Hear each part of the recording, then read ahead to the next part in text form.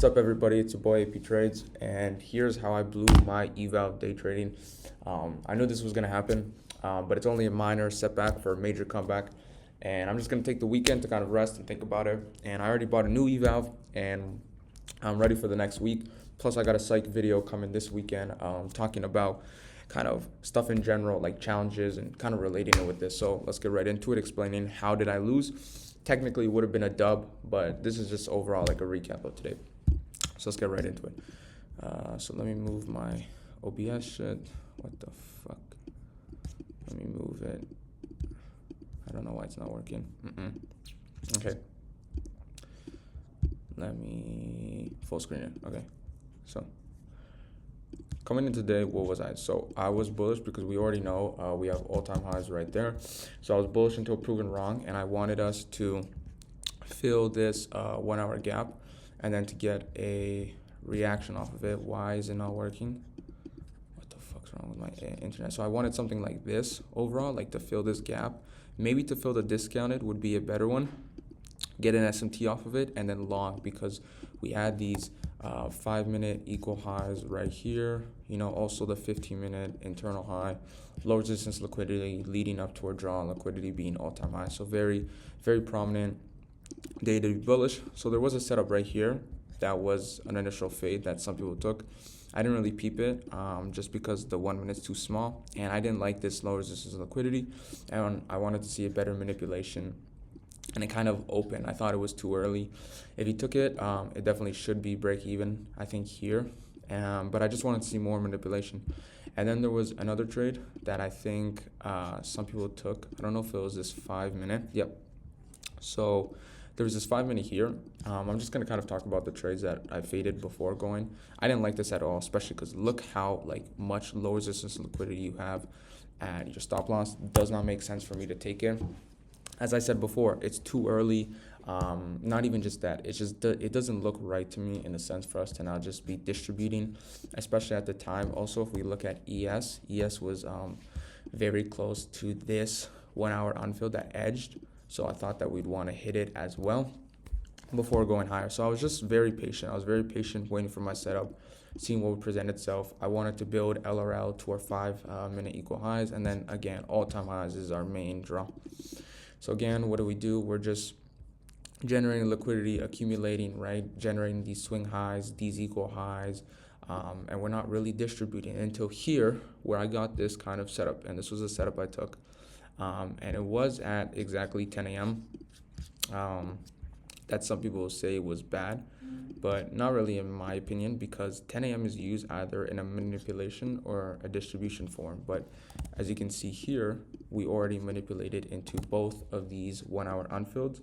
So all I wanted to see is distribution to the upside pretty much. And then again, ES is looking healthy as well.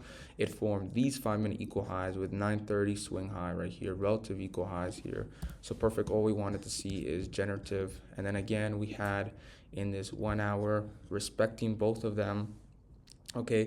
And then look at this huge 1 hour that we have right here, like perfect wick rejection off of it. Everything we want to see, nothing below, everything above. So I took this, pretty confident in it, right? I have 131 left in drawdown. That's what I had.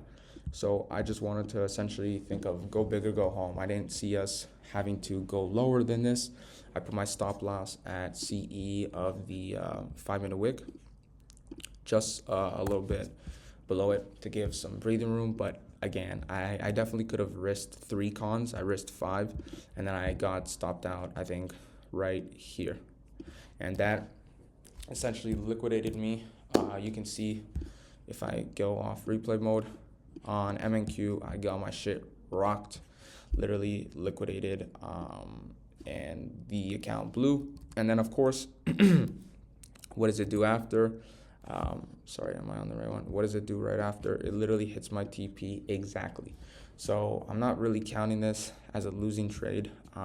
Well, technically it is because I blew the account, but if I actually had my regular sort of Lucid account without this drawdown shit, it would have been a dub. I did get a new Lucid account, so that's good, and I forgot to do it, but here's the P&L ski. You can see that I think I lost $140 if I'm correct or something.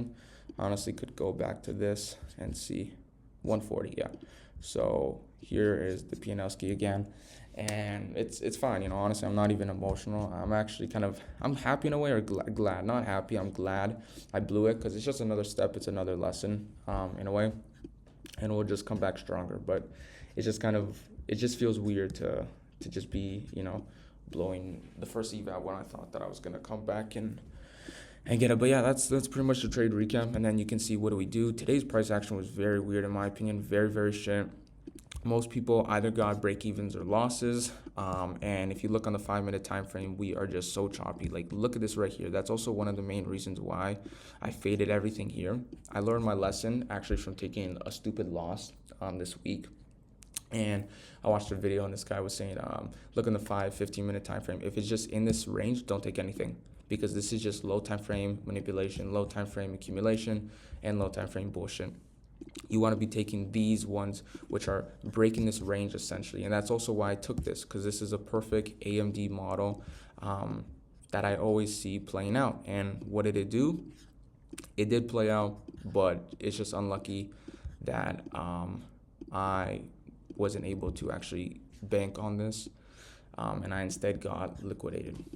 But it is what it is, guys, you know. At least the trade idea was right. Everything about it was nice. Clean inversion, right, on the 2-minute V-shape, 1 hour fair value gap here, and respecting the other fair value gap right here. You can see respected. And then we have beautiful swing highs with 5-minute equal highs, leading up to our main drawn liquidity, which we'll probably hit in this session, or maybe not, honestly, because PA is kind of slow. It's for a Friday, so I assume